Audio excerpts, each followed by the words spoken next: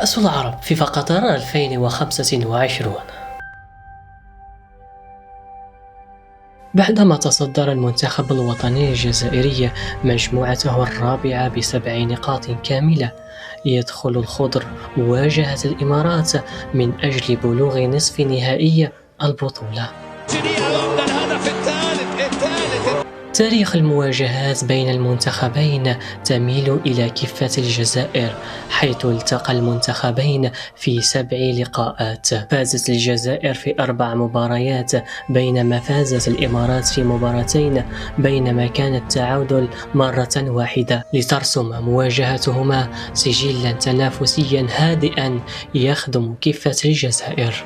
غير أن مباراة الجمعة تحمل طابعا آخر وروحا مختلفة وطموحا عاليا، فوز يضع محاربي الصحراء في المربع الذهبي للبطولة العربية.